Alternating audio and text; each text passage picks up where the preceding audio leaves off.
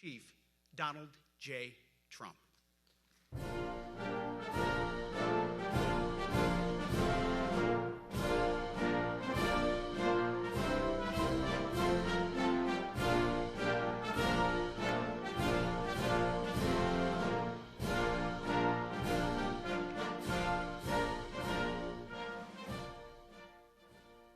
Thank you very much, Pete.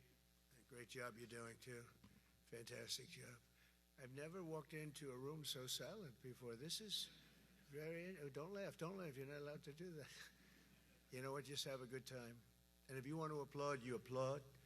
And if you want to do anything you want, you can do anything you want. And if you don't like what I'm saying, you can leave the room. Of course, there goes your rank. There goes your future. But you just feel nice and loose, okay, because we're all on the same team.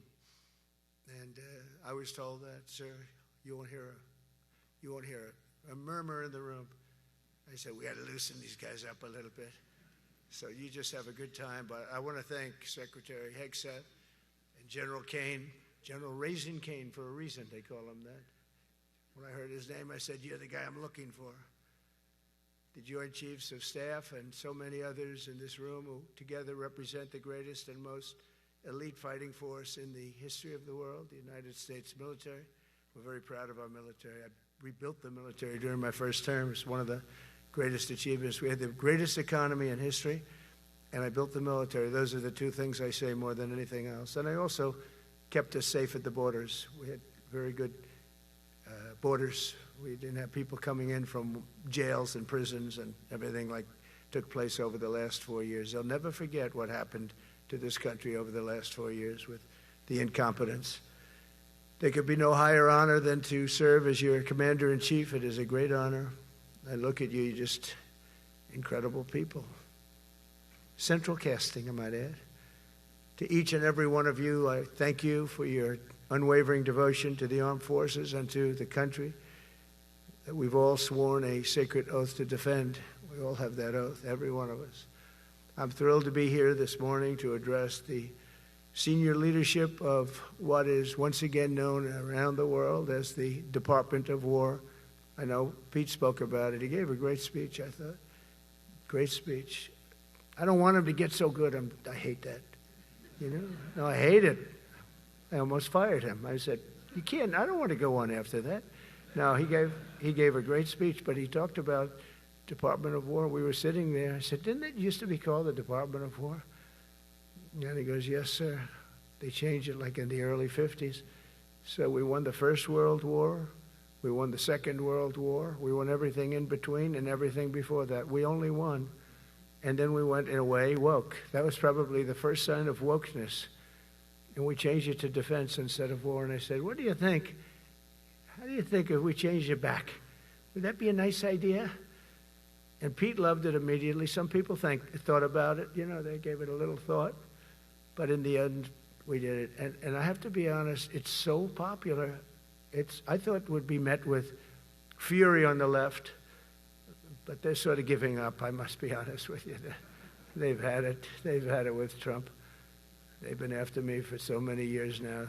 Here we are. Here we are. Come to the White House anytime you'd like. No, they've given up. They're bad, a lot of bad people. But all over, it's been so popular. It's been very popular. I really thought that we were going to have to sort of fight it through. There's been no fight. There's been no fight. Like what I called the Gulf of America, the Gulf of America, because to me it was always the Gulf of America. I could never understand. We have 92% of the frontage. And for years, actually 350 years, they were there before us. It was called the Gulf of Mexico. I just had this idea. I'm looking at a map. I'm saying, we have most of the frontage. Why is it Gulf of Mexico? Why isn't it the Gulf of America? And I made the change, and it went smoothly. I mean, we had a couple of fake news outlets that refused to make the change. And then one of them, AP, took us to court. And we won. And the judge, who was a somewhat liberal judge, said, the name is the Gulf of America, because AP refused to call it the Gulf of America. They wrote, they're not a good outfit, by the way. They call it the Gulf of Mexico. I said, no, the Gulf of America is the name. And the judge actually said that, in fact, you can't even go into the room because what you're doing is not appropriate. The name is the Gulf of America. Google Maps changed the name. Everybody did, but AP wouldn't, and then we won in court. How about that? Isn't that so cool? The Secretary Hexa beautifully described the name change reflects far more than the shift in branding. It's really a historic reassertion of our purpose and our identity and our pride. That's when we go with the word war. And we want war because we want to have no wars, but you have to be there, and sometimes you have to do it. I have settled so many wars since we're here. We're here almost 9 months, and I've settled 7, and yesterday we might have settled the biggest of them all, although I don't know. Pakistan, India was very big. Both nuclear powers, I settled that. But yesterday could be the settlement in the Middle East. That hasn't happened for 3,000 years. I said, how long have you been fighting? 3,000 years, sir. That's a long time. But we got it, I think, settled. We'll see. Hamas has to agree. And if they don't, it's going to be very tough on them, but it is what it is. But all of the Arab nations, Muslim nations have agreed. Israel has agreed. It's an amazing thing. It just came together. War is very strange. You never know what's going to happen with war. The easiest one of them all is Putin. I said, number one, it's a war that would have never happened if I were president, if the election weren't rigged. If I were president, that war would have never happened. Not even a little chance. And it didn't happen for 4 years. But I knew Putin very well, and I thought that would be easy because I know him so well. Well, that one turned out to be the hardest of them all. We had some that were not settleable, and they all got settled. So if this works out, that we did yesterday with the Middle East, then that's more than a war. That's lots of wars. That's all combined. That's a lot of wars. Many of you were over there in many different capacities in many different countries. That's a big part of the earth. But if that works out, it would be 8+. I could give myself 2 or 3 for that one. And then we just have the one to settle, and we have to settle it up with President Putin and Zelensky. Got to get them together and get it done. But the only way we can do that is through strength. I mean, if we were weak, they wouldn't even take my phone call. But we have extreme strength. We had the horror show in Afghanistan, which is really the reason I think that Putin went in. He saw that horror show by Biden and his team of incompetent people. And that showed, I think it gave him a path in. I wasn't there any longer. I watched that, and it was so horrible. I think it was the most embarrassing day in the history of our country. And now we're back. And that's it. We're not going to have any of that crap happen, I can tell you. That was terrible, so terrible. Together we're reawakening the warrior spirit, and this is a spirit that won and built this nation, and from the cavalry that tamed the Great Plains to the ferocious, unyielding power of Patton Bradley and the great General Douglas MacArthur. These are all great men. In this effort, we're a team, and so my message to you is very simple. I am with you, I support you, and as president, I have your backs 100%. You'll never see me even waver a little bit. It's the way it is. And that includes our great police officers and firemen and all of these people that are doing so well. Together over the next few years, we're going to make our military stronger, tougher, faster, fiercer, and more powerful than it has ever been before. I rebuilt our nuclear, as you probably know, but we'll upgrade that also and just hope we never have to use it. We have to hope we never have to use it because the power of that is so incredible. I see things, I don't think they'd show it to you. I really wouldn't want them to show it to you. But when you see the result of what's left, you never want to use that. Never, never, ever. We were a little bit threatened by Russia recently, and I sent a submarine, nuclear submarine, the most lethal weapon ever made. Number one, you can't detect it. There's no way. We're 25 years ahead of Russia and China in submarines. Russia's actually second in submarines. China's third, but they're coming up. They're coming up. They're way lower in nuclear too, but in 5 years they'll be equal. They're coming up. And you don't have to be that good with nuclear. You could have 1/20th what you have now and still do the damage that would be, that'd be so horrendous. But I announced that, based on his mention of nuclear, and it was really a stupid person that works for him mentioned the word nuclear, I moved a submarine or two, I won't say about the two, over to the coast of Russia, just to be careful, because we can't let people throw around that word. I call it the N word. There are two N words, and you can't use either of them. You can't use either of them. And frankly, if it does get to use, we have more than anybody else. We have better, we have newer, but it's something we don't ever want to even have to think about. But when somebody mentions it, that submarine started immediately thereafter. And it's just lurking, but I'm sure we're not going to have to use it. But it's an amazing, it's undetectable, totally. Ours is, theirs isn't. Theirs are totally detectable. We can detect them easily. We go right to the spot. But we have genius apparatus that doesn't allow detection. It doesn't allow detection at all by anybody above water or below water. It's incredible. We're way ahead of everybody in that and other things. As a result of the exciting renewal of the spirit of our armed forces, and that's what it is. It's really reaching that spirit, unprecedented heights. Over the past 8 months, new enlistments, I'm so proud of this, have surged to record highs, the highest we've ever had. And we used to have recruiting shortages. If you remember, about a year and a half ago, I was at the beginning stage of a campaign, and things came out that you couldn't get people to join the armed forces. And by the way, the police also. Fire department. I always put the fire department in because they're great. They're great. And I got 95% of their vote, too. That helps. When you get 95% of their vote, you always have to mention them. But they're great. And they're brave in our inner cities, which we're going to be talking about, because it's a big part of war now. It's a big part of war. But the firemen go up in ladders, and you have people shooting at them while they're up in ladders. I don't even know if anybody heard that. And I said, don't talk about it much, but I think you have to. Our firemen are incredible. They're up in one of these ladders that goes way up to the sky, rescuing people, and you have animals shooting at them, shooting bullets at firemen that are way up in death territory. You fall off that ladder, it's over. It's over. They don't even have to inspect you when you hit the ground. And you have people shooting bullets at them in some of these inner cities. We're not going to let that happen. So I always mention the firemen because that's actually a big problem we have. They are unbelievable. Like you, they're unbelievable people.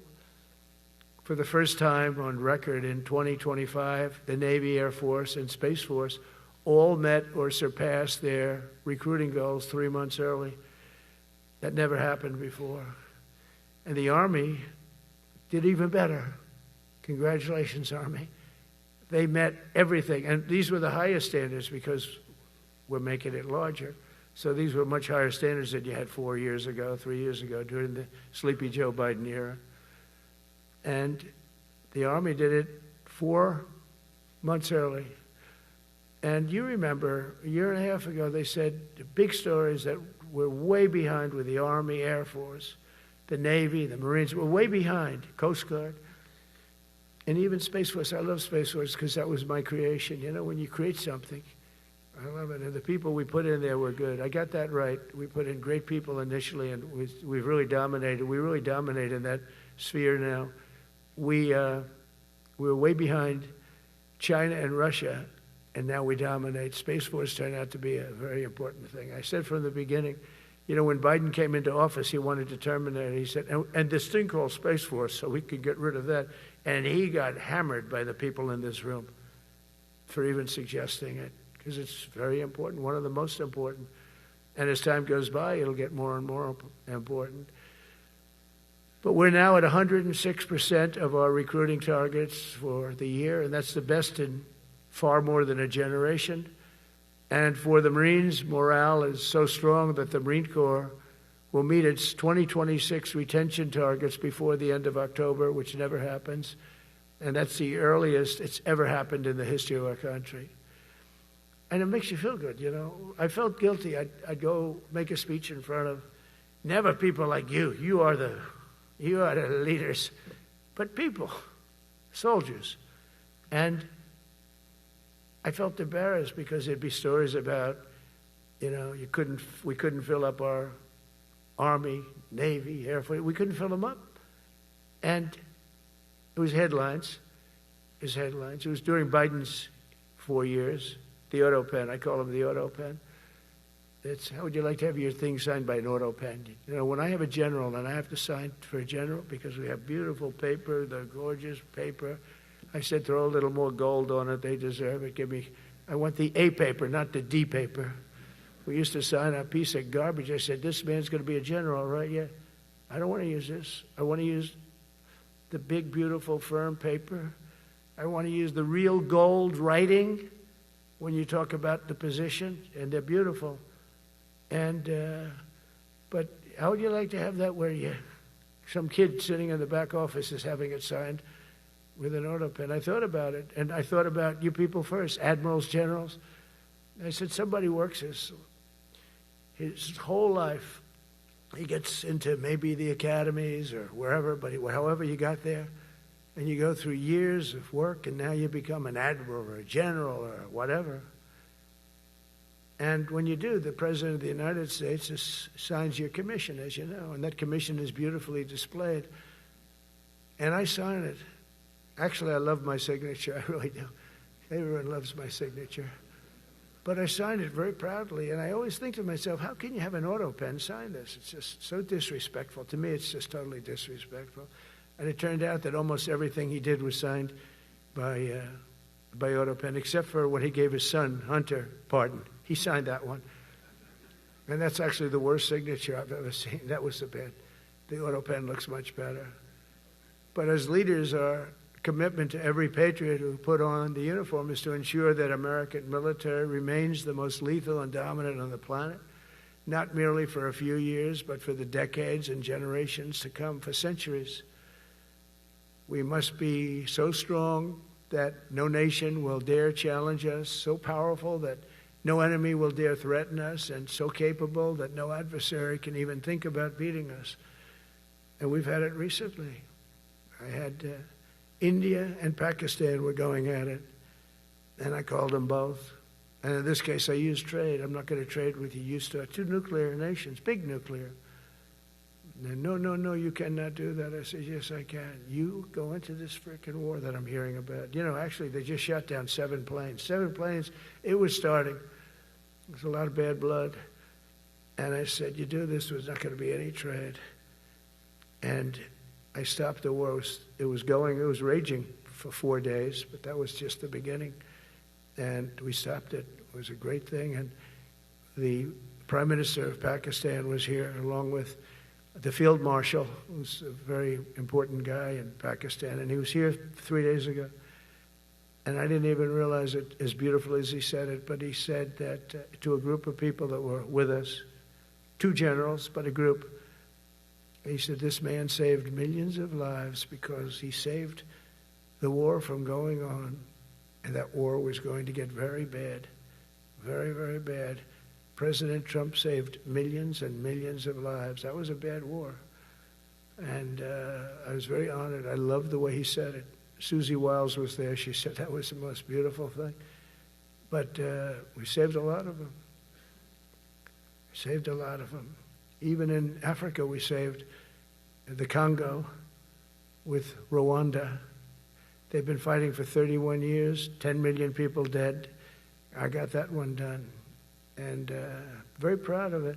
So if this works out, we'll have 8 in 8 months. That's pretty good. Nobody's ever done that. Will you get the Nobel Prize? Absolutely not. They'll give it to some guy that didn't do a damn thing. They'll give it to a guy that wrote a book about the mind of Donald Trump and what it took to solve the wars. And he'll get the Nobel Prize will go to a writer. No, but well, let's see what happens. But it's be a big insult to our country. I will tell you that. I don't want it. I want the country to get it. It should get it because there's never been anything like it. Think of it. So if this happens, I think it will. I don't say that lightly because I know more about deals than anybody. This is what my whole life was based on. And they can change, and this can certainly change. But we have just about everybody. We have one signature that we need, and that signature will pay in hell if they don't sign. I hope they sign for their own good and we create something really great. But to have done 8 of them is just like such an honor. And then we have Putin and Zelensky. The easiest one of them all. I said, that one I'll get done. I thought that was going to be first. The others were much harder, some of them. Azerbaijan this was going on for 36 years. They said, it's not solvable, sir. Don't do it. I said, I will do it. I will do it. And I got on the phone with the 2 countries. They were great. They were great. I knew immediately. I knew as soon as I started talking to them, we're going to solve that war. We did. Now they're so happy. Now they're friends. One said he's been president for 32 years, 22 years. He said, for 22 years, I did nothing but kill his people. They were in the room together at the Oval Office. And they started off spread like this. I have the beautiful Resolute desk. And one was here, and one was here. You couldn't get further away. That's the furthest I've ever seen 2 people in front of me. And as the hour went by, they got closer, closer, closer. And at the end of the hour, we had it done. And they hugged and hugged and hugged. And I said, that's so nice, and you're going to remain friends. And I spoke to them, one of them the other day. He said, no, he's now my friend. But for 22 years, he's been the head of Azerbaijan for 22 years. And the other guy, great guy too, 7. And you know that war. That was a war that was not solvable. He said for 7 years. The other one said for 22 years. All I did was kill his people. That's all I've done. I said, well, we're going to put a stop to that. So we solved that. So it's a great thing. It's a great feeling. You're saving Kosovo and Serbia. You're saving so many lives doing this if you can do it. But our people deserve nothing less than the very best, and we're never going to let them down. And if we can solve wars instead of you having to fight wars, wouldn't that be wonderful, right? Wouldn't that be wonderful? That's why one of the first executive orders I signed upon taking office was to restore the principle of merit. That's the most important word, other than the word tariff. I love tariffs. Most beautiful word. But I'm not allowed to say that anymore. I said tariff is my favorite word. I love the word tariff. We're becoming rich as hell. We have a big case in front of the Supreme Court, but I can't imagine. Because this is what other nations have done to us. And we have, great legal grounds. But you still have a case. It would be very bad if something happened. But I said, my favorite word in the English dictionary is the word tariff. And people thought that was strange. And the fake news came over and they really hit me hard on it. They said, what about love? What about religion? What about God? What about wife, family? I got killed when I said tariff is my favorite word. So I changed it. It's now my 5th favorite word. And I'm okay with that. I'm okay with that. But they hit me hard. But it is. When you look at, we've taken in trillions of dollars. We're rich again. And there'll never be, when we finish this out, there'll never be any wealth like what we have. Other countries were taking advantage of us for years and years. You know that better than anybody. And now we're treating them fairly. But the money coming in is, we've never seen anything like it. The other day they had $31 billion that they found. $31 billion. So we found $31 billion and we're not sure from where it came. A gentleman came in, a financial guy. I said, well, what does that mean? He said, we don't know where it came. I said, check the tariff shelf. No, sir, the tariffs haven't started in that sector yet. I said, yes, they have. They started 7 weeks ago. Check it. Comes back 20 minutes later. Sir, you're right. It came from tariffs. $31 billion. That's enough to buy a lot of battleships, Admiral, to use an old term. I think we should maybe start thinking about battleships, by the way. We have a Secretary of the Navy came to me because I look at the Iowa out in California and I look at different ships, the old pictures. I used to watch Victory at Sea. I love Victory at Sea. Look at these admirals. It's got to be your all-time in black and white. And I look at those ships. They came with the destroyers alongside of them, and man, nothing was going to stop. They were 20 deep, and they were in a straight line, and there was nothing going to stop them. And we actually talk about, those ships.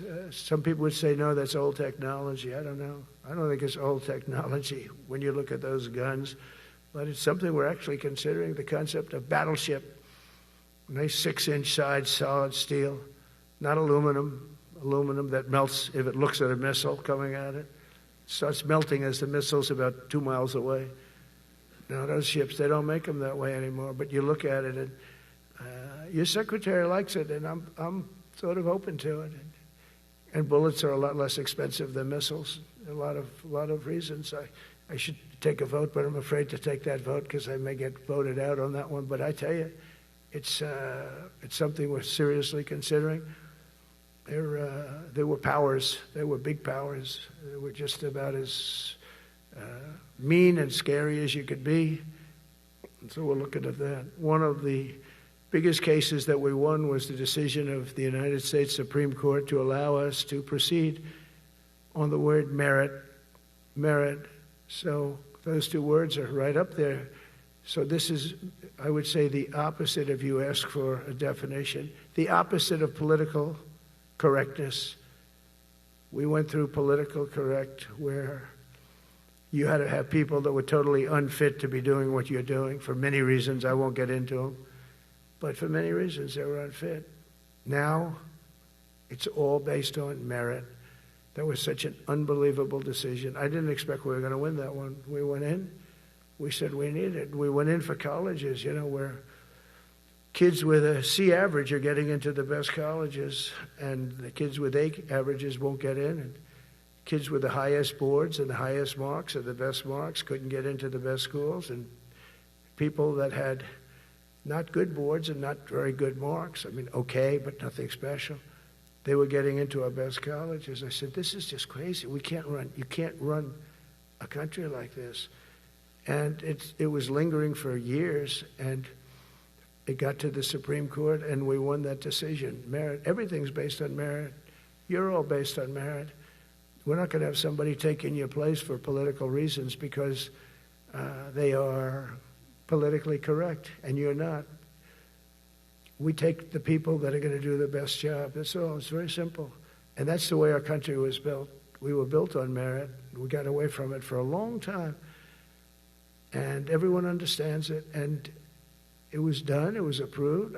I give great credit to the Supreme Court because I thought they had tremendous courage. I didn't think they'd do that. That was tremendous.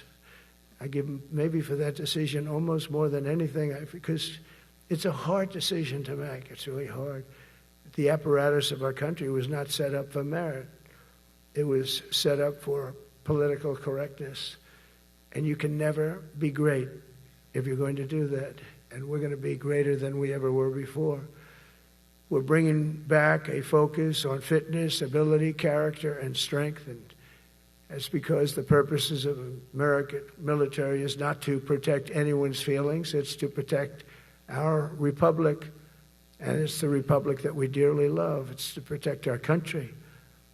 We will not be politically correct when it comes to defending American freedom. And we will be a fighting and winning machine. We want to fight. We want to win. And we want to fight as little as possible. You have to count on people like me to keep you out of wars because we don't want to go into wars. Many of the wars that I just told you about, we could have entered those wars and settled them in a different way, lose a lot of our troops. And we could have settled them, I guess, differently. Maybe not, actually.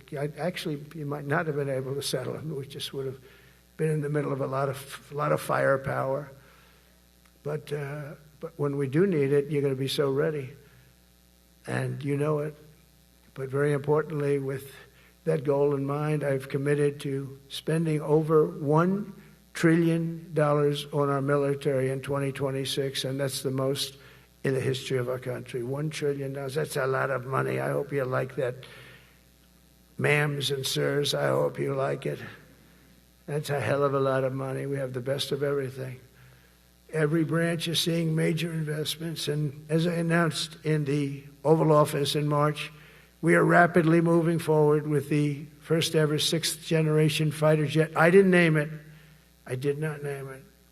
Boeing came in and they said, "Sir, this is our submittal. It's the greatest fighting jet ever done." And you know, they're testing all these planes. All the companies are testing, and this one tested like through the roof. And they said, "We'd like to name it the F-47. I said, "All right, let me think about it." Then after thinking for about 2 seconds, I said, "Okay." You know what that means, 47. I'm 47. So I'm 45, 46, and 47, yeah, if you think about it. I just don't want the credit for 46. I don't want to have their open borders and people coming in from all over the world, including jails and mental institutes. I don't want that on my record, but I like having it. We're investing tens of billions of dollars in modernizing our nuclear deterrence capabilities like never before. And we've begun construction on what we call the Golden Dome missile defense shield. It'll be the most sophisticated in the world. You watched it do well until they had some problems at the end with a little bit of a lack of ammunition, defensive ammunition, but they've got that taken care of. But I tell you, it's what we're doing is so good, and we deserve it. You know, we help other countries with it. We don't have it ourselves.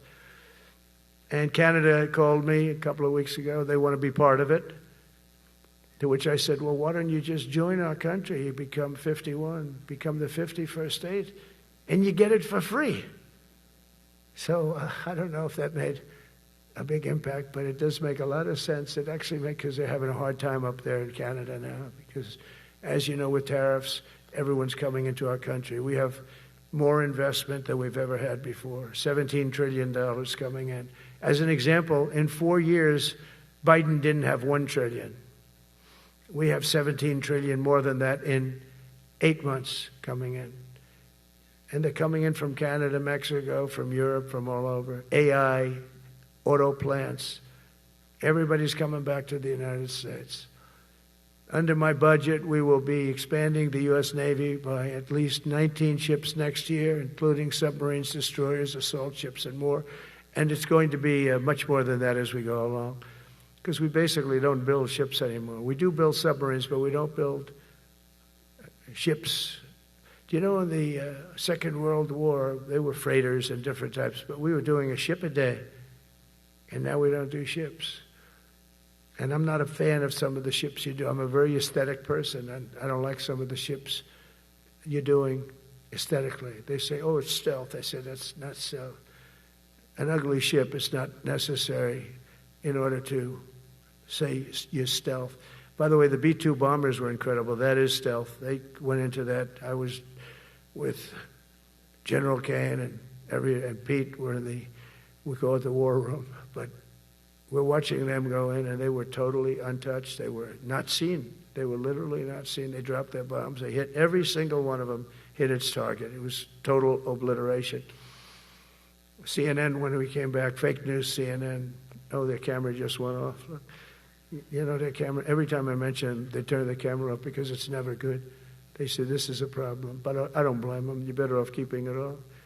But they have some scammer reporter who started saying, without any knowledge, that he may not have hit the targets as well as they thought. It may not have been obliteration. He did hit the targets, and they got to give us a little credit, right? It was obliteration, it turned out. The Atomic Energy Commission said it was obliteration. Not only did they hit the target, they had these chutes. And think of this here. Way up in the sky, there was no moon. It was dead dark. Couldn't see a thing. You couldn't see them. But they had, I guess, a beam going right into these chutes. Every single one of those bombs went right down those chutes into a granite mountain. I think it's the last time they're going to build air chutes. They had these air chutes that were nice, beautiful. They were meant for us. But it was total obliteration. And now they give us credit for that. But these people were phenomenal. I tell you, for the Air Force people here, you can be very proud. That B-2, we just ordered a lot of new ones and updated ones, but I'd take the other ones. Let me tell you, they couldn't have worked any better. So they flew for 37 hours total, back and forth. No stops, no nothing. We had 52 tankers loading them up.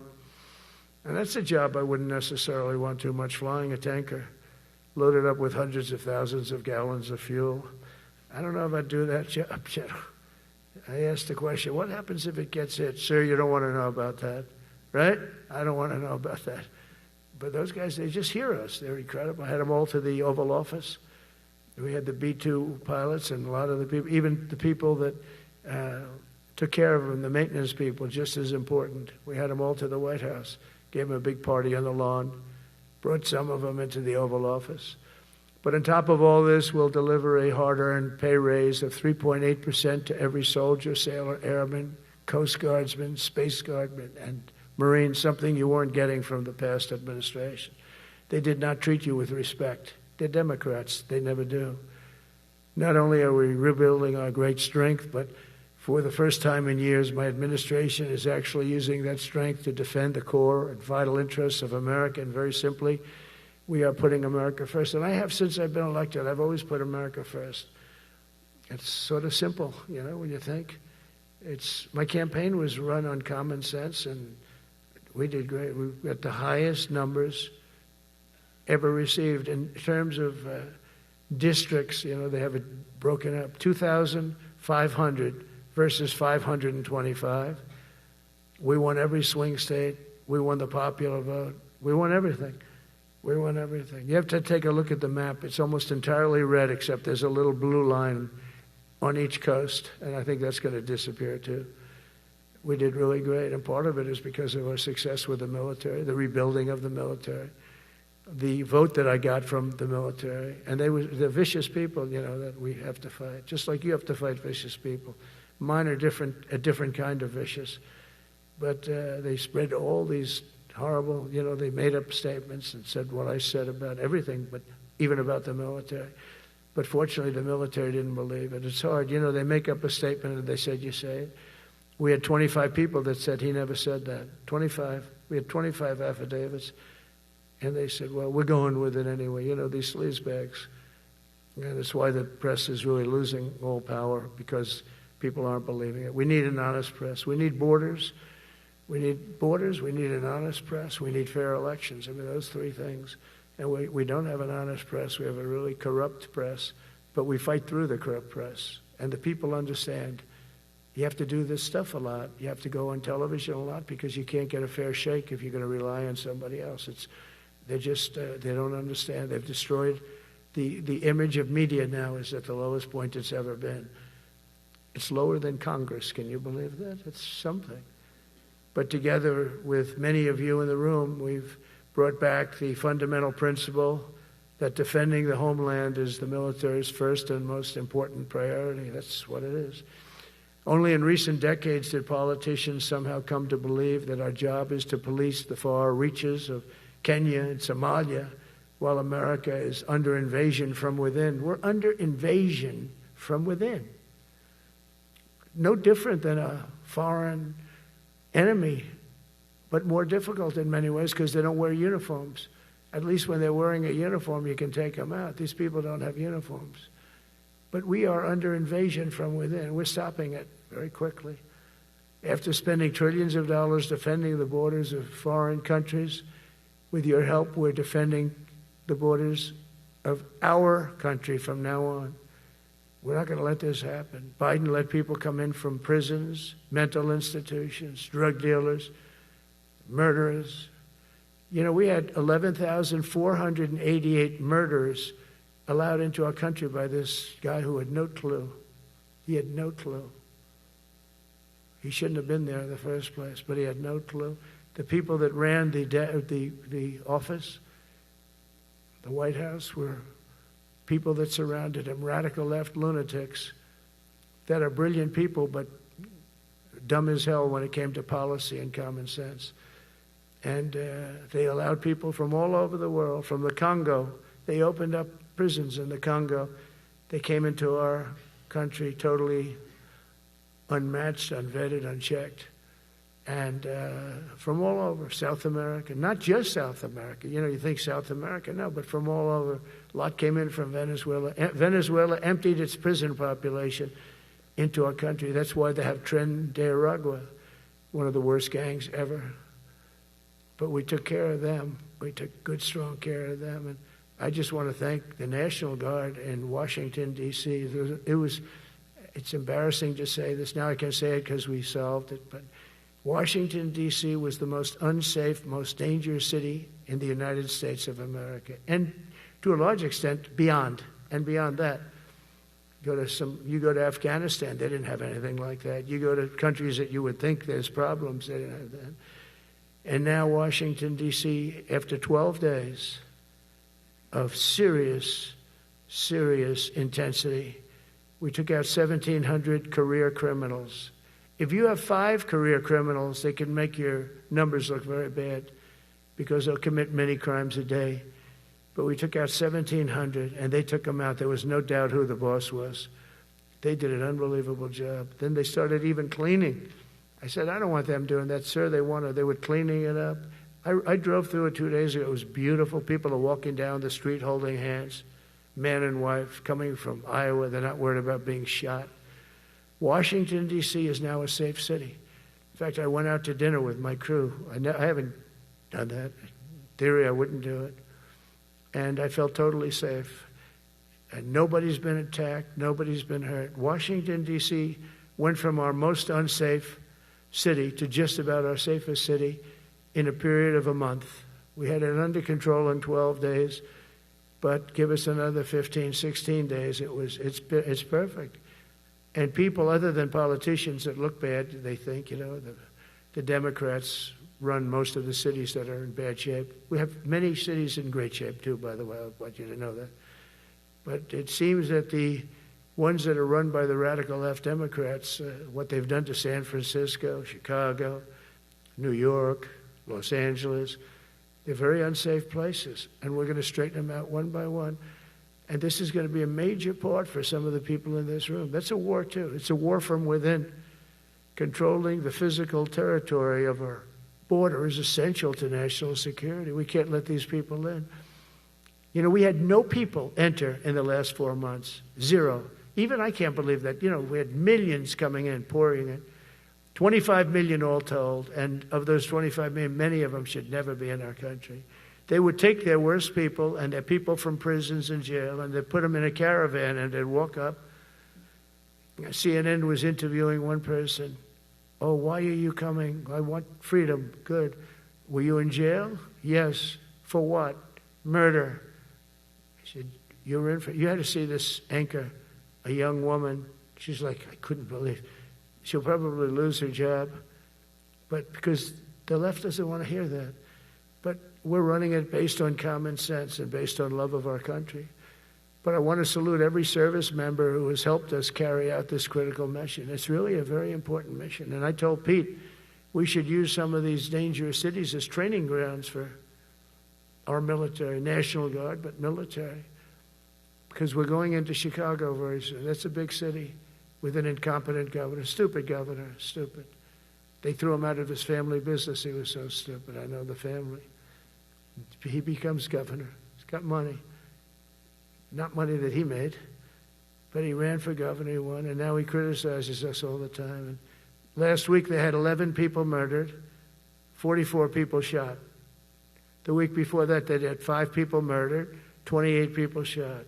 Every weekend they lose 5, 6. If they lose 5, they're considering it a great week. They shouldn't lose any. You shouldn't lose any. This is civilization. And he's always up there saying, we're in very good shape. We don't need the military. No, they need the military desperately. How about Portland? Portland, Oregon, where it looks like a war zone. And I get a call from the liberal governor. Sir, please don't come in. We don't need you. I said, well, unless they're playing false tapes, this looked like World War II. Your place is burning down. I mean, you must be kidding. Sir, we have it under control. I said, you don't have it under control, Governor, but I'll check it, and I'll call you back. I called her back. I said, this place is a nightmare. Probably, it's certainly not the biggest, but it's one of the worst. It's brutal. They go after our ICE people, who are great patriots and tough job too, but they love it. They love it because they're cleaning up our country. And so you look at some of the things where they took over parts of Seattle. They actually took over a big percentage of Seattle. Think of that. You remember that. That was a while ago. And I sent in the troops, and they were gone as soon as I sent them in. Oh, when we send in the troops, if you have a real leader that says you got to do what you have to do, I put that out the other day. You got to do what you got to do, because we don't want our people hurt as they stand by. I was watching during Biden, there were troops standing up like this, brave, standing up at attention, the way I should stand all the time. And I'm like this, and people are standing, and their mouth is this far away from their mouth, and they're spitting at them, and they're screaming at them. And that soldier's standing there, he wants to knock the hell out of the person, but he's not allowed to do anything. So they just stand there, and they get abused. And a woman was this far away from his face, and she starts spitting in his face, and he's not allowed to do anything. If it's okay with you, generals and admirals, I've taken that off. I say, they spit, we hit. Is that okay? I think so.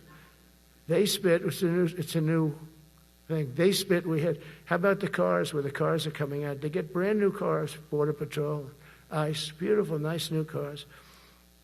And they're driving along, and they have to go through a gauntlet of rocks being thrown at the car. So here's this beautiful brand new car. By the time it goes 100 yards, it's destroyed. These guys have pretty good arms, some of them. And they're throwing bricks at full force into the window and into the car. It looks like it's a war zone. And I said, never let that happen again. From now on, if that ever happens, and I say it here, you get out of that car and you can do whatever the hell you want to do. Because those people are you can die from that. Those bricks go through the windows. You can die. They'd like it to. They'd like it to go through the window. But this was a couple of months ago. They just kept driving, and bricks are hitting the car. And I said, why aren't they stopping? Because they were under orders from the past administration, never stop. But that's different with us. We stop. And since I gave that order, we haven't had that problem. It's very interesting. It's amazing. It's just like in Venezuela. You've seen the boats going. We can't find any more boats. They're carrying drugs, massive. Every boat kills about 25,000 people. That's what they have. They had fentanyl mostly and a lot of other drugs. And we take them out, and we've taken out 4. And it's on air. Everybody gets to see it. Not that we like to do that, but every boat kills 25,000 on average. 20. Some people say more. You see these boats, they're stacked up with bags of white powder. That's mostly fentanyl and other drugs too. And now we have a problem. General Kane says, sir, there are no boats out there. Not even fishing boats. They don't want to go fishing. I don't blame them. There'll be no fishing today. But it's amazing what strength will do, because all we want to do is stop drugs from flowing into our country. It's destroying. We lost 300,000 people died last year. Everybody knows friends, many friends probably, that you lost a child, or adults too, but you lost a son or daughter because of what's coming into our border. And we're making it very hard. Oh, and we haven't even started yet. Last month I signed an executive order to provide training for quick reaction force that can help quell civil disturbances. And this is going to be a big thing for the people in this room, because it's the enemy from within, and we have to handle it before it gets out of control. It won't get out of control.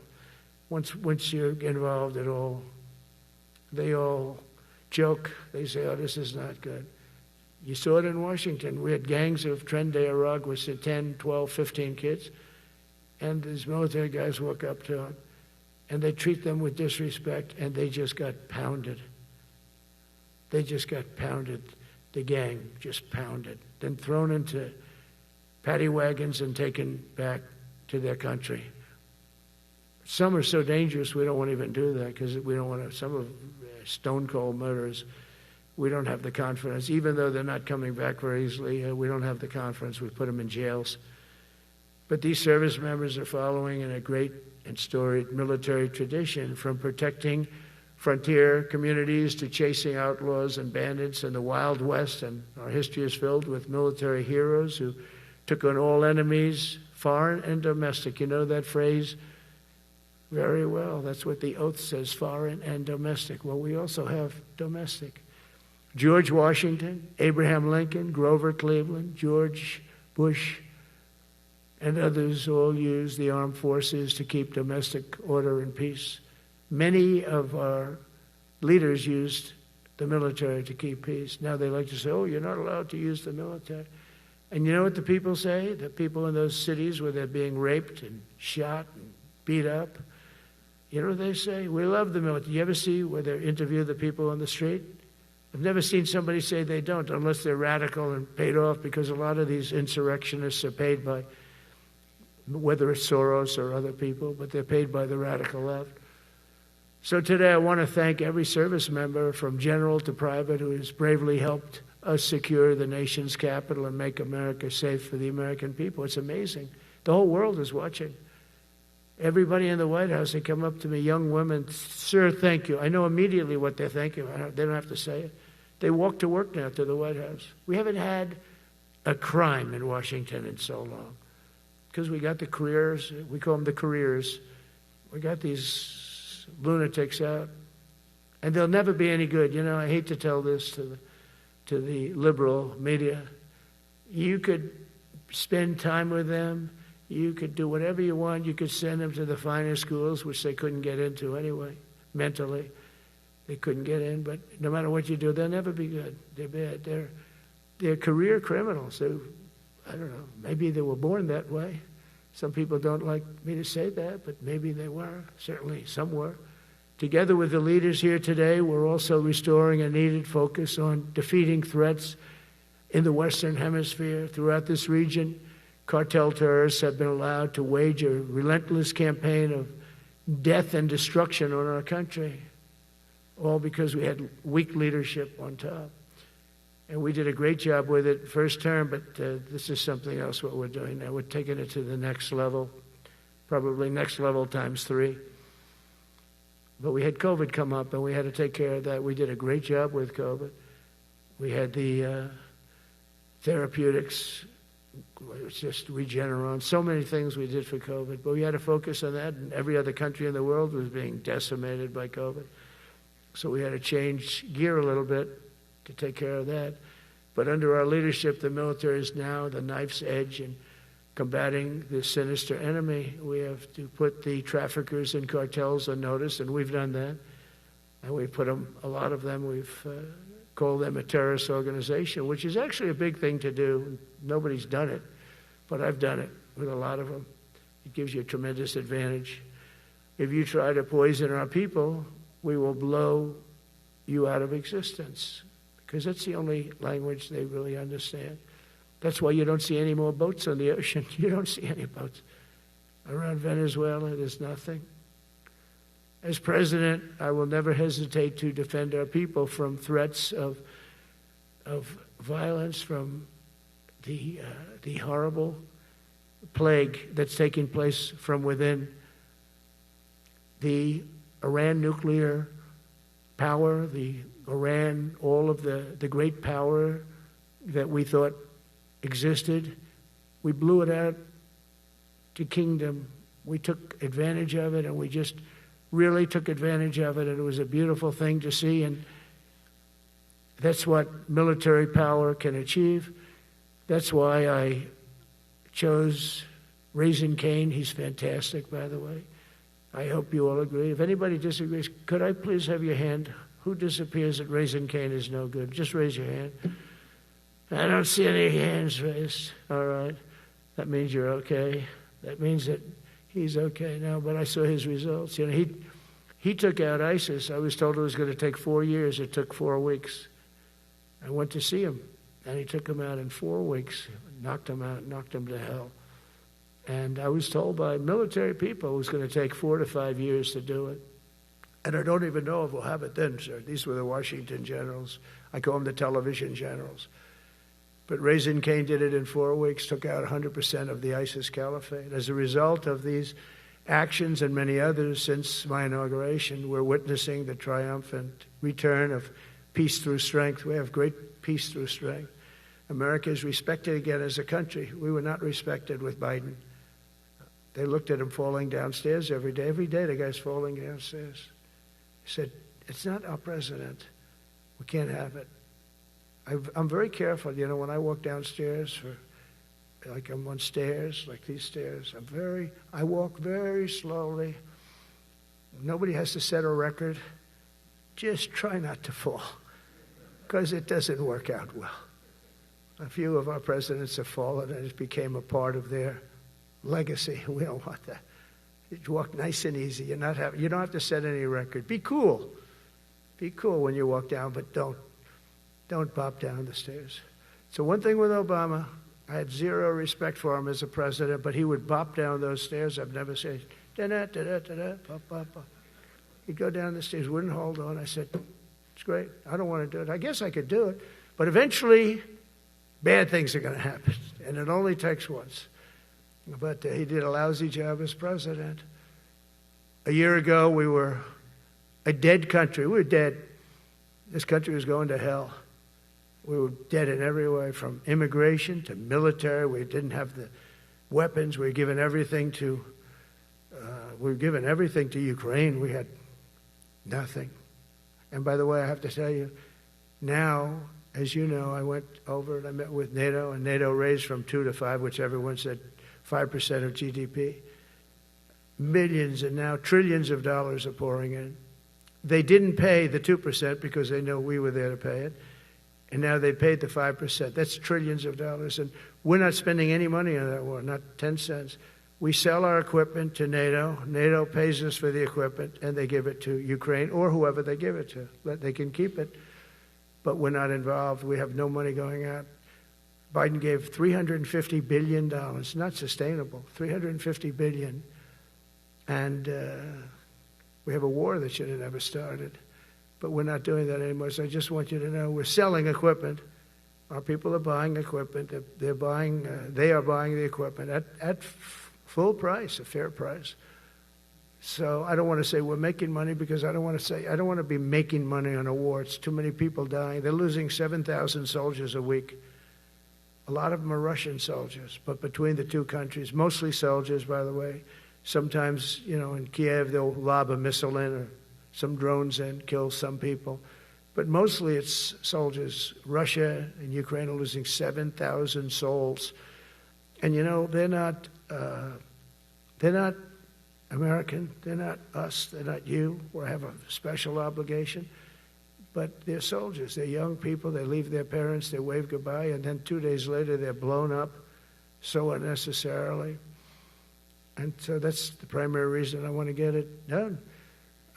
We got to get it done. It's crazy what's going on. That's the worst war that there's been since World War II. The number of soldiers that are being killed there is just crazy. From 5,000 to 7,000 soldiers die a week. Think of that. So I think we'll get that done. But that's turned out to be the toughest one. I'm so disappointed in President Putin. I thought he would get this thing over with. He should have had that war done in a week. And I said to him, you don't look good. You're 4 years fighting a war that should have taken a week. Are you a paper tiger? And it's a shame, but I think eventually we'll get that one done, just like in theory, I want to knock on wood, because you never know.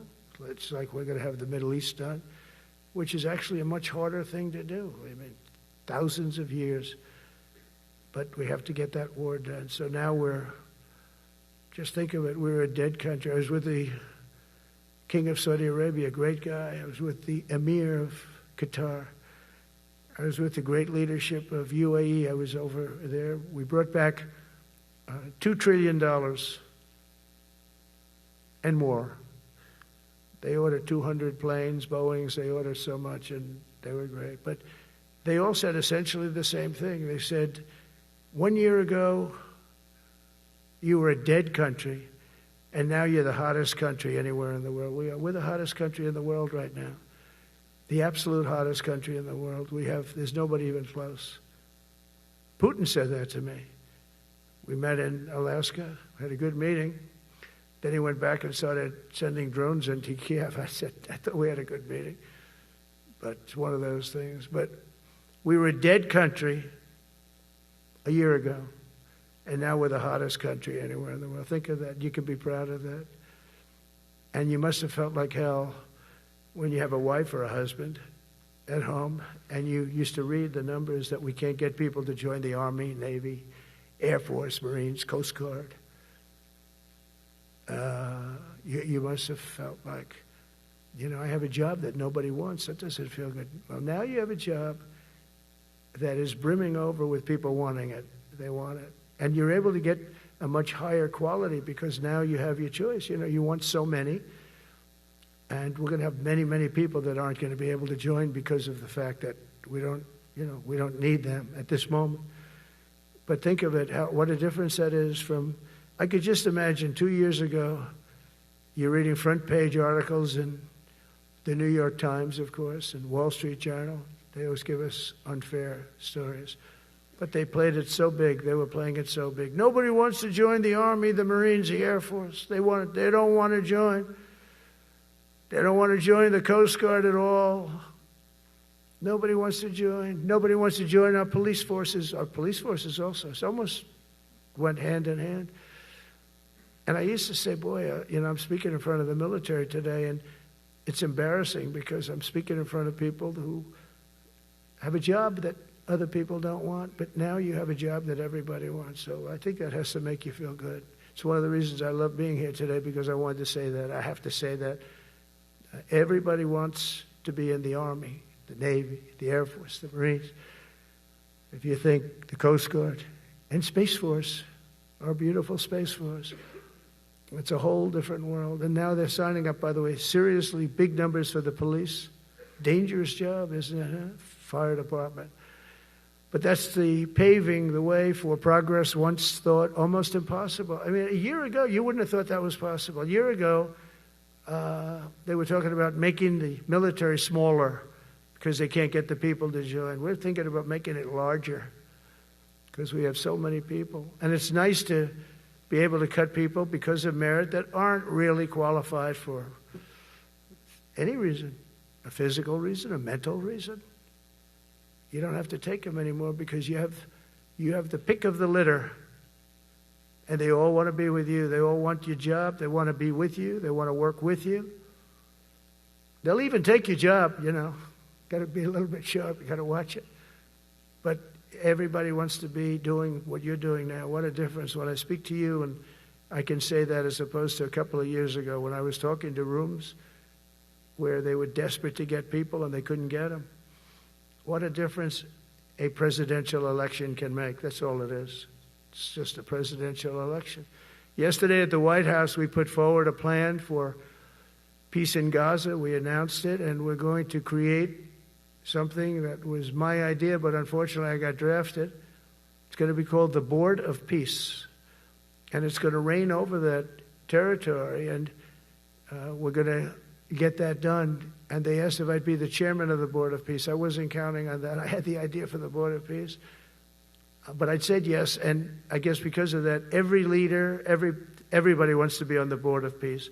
And we're going to watch over that very volatile part of the world and keep it non-volatile so you don't have to get involved. We want to save you for other things or save you for nothing from that standpoint. We don't want you fighting wars, but if you have to, you're the most lethal fighting force in the world. And I would say that even 2-3 years ago, but now I say it with great enthusiasm. It's so true. And we're striving tirelessly to end the terrible war in Ukraine. And as you know, we're also working hard to get the allies to share more of the burden of our defense. Much of that has really already taken place. But all NATO members have committed to the increase that I talked about. Think of that. That was unthinkable. It used to be 1%, then we got it up to 2% in my last term. And they did not like it. And now I got it to 5%, and I get along great with all of them. In fact, they call me the president of NATO. I said, I don't think so. But they're great. They're great people, and they're spending a lot of money, and a lot of money that they should have been spending in the past. But I think Putin was a wake-up call for them, really.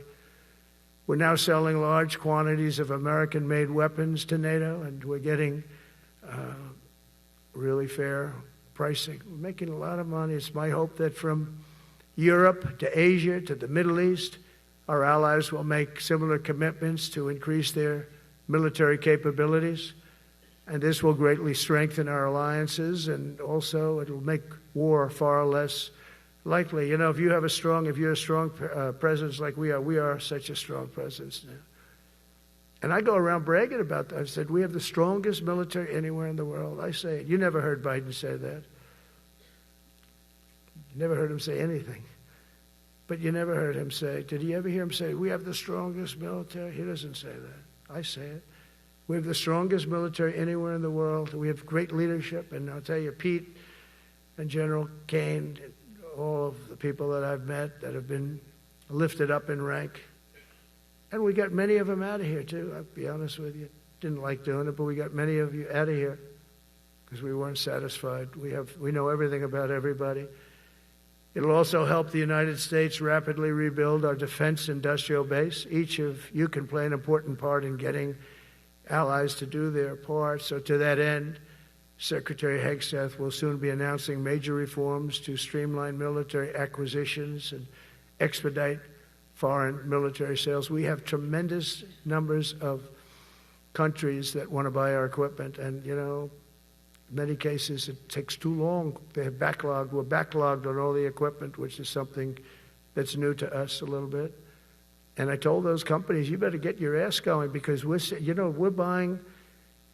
you a lot of equipment. We're getting countries to buy your equipment. You got to produce the equipment. Some of the countries, I'm not going to mention, but some of the countries are buying a lot. And that's a good thing. They're on our side 95%. I'll never say 100% because it can always turn, right? You know about that. But they're on our side. The problem is we have to get the companies that make this equipment. And we make the best equipment in the world, but they got to make it faster. We have orders for the F-35. We have orders for everything. The new F-47. We have orders for everything. They got to make it faster, a lot faster. Ammunition they have to make faster. In the coming months, we'll be making even more historic announcements to fully embrace the identity of the Department of War. I love the name. I think it's so great. I think it stops wars. The Department of War is going to stop wars. If we are as ruthless and relentless as our enemies, the United States Armed Forces will be totally unmatched in the future. We have a group of enemies that are very ruthless and very smart, but they can't match us. They can't match us. They don't even come close to matching us. Again, you know, it's very important for me to say we are the greatest military in the world, but we make the best equipment in the world. I watched our anti-missile missiles. I watched our Patriots just knock things out like a needle, hitting another needle on the stage. There's a needle up there, and you send another needle up, and it hits it every time. During the war, we went 14 for 14. We had 14, this is with Iran, we had 14 missiles coming at us. All 14 were knocked out of the sky, every one of them. We make the best equipment. From Sparta to Rome, to the British Empire, to the United States of America, history has shown that military supremacy has never been simply a matter of money or manpower. At the end of the day, it is the culture, spirit of our military that truly sets us apart from any other nation. Our ultimate strength will always come from the fierce people, and those brilliant people with such pride, and the unbending will and the traditions of excellence that have made us the most unstoppable force ever to walk the face of the earth. And that's what we are. Remember, we never want to use it, but we have the most powerful nuclear capability, and I call it nuclear deterrent of any other country. Nobody close. The men and women in this room inherit the legacy built and won by Washington and Jackson, Grant and Pershing, Eisenhower and Patton, Nimitz and LeMay. We carry forward the majestic military heritage passed down from father to son, soldier to soldier, and one generation of warriors to the next. You are warriors, you know that, right? You're great warriors. Well, you wouldn't be in this room. You're the best of the best. From Concord Bridge to Fort McHenry, from Gettysburg to Manila Bay, from Normandy to Sicily, and from the jungles of Vietnam to the dusty streets of Baghdad, America's military has charged into hellfire, climbed up jagged mountains, crossed roaring oceans, and thundered across open deserts to defend our flag, our freedom, and our homeland. Nobody does it like you. Now we are discovering American muscle, reasserting American might, and beginning the next story chapter in American military legends and lore. That's L-O-R-E. It is lore. When it comes to defending our way of life, nothing will slow us. No enemy will stop us. They cannot stop us. And no adversary will stand in our way. They won't stand in our way. We don't want them to stand in our way. We don't want to even put them in that position, but they're not going to stand in our way ever again. You'll never see 4 years like we had with Biden and that group of incompetent people that ran this country that should have never been there. Because we are the United States military, the best, the boldest, the bravest that the world has ever seen, that the world has ever known. With leaders like we have right here in this beautiful room today, we will vanquish every danger and crush every threat to our freedom in every generation to come. Because we will fight, fight, fight, and we will win, win, win. I want to just thank you once again, and God bless the United States military, and God bless America. God bless you all. Thank you very much. Thank you.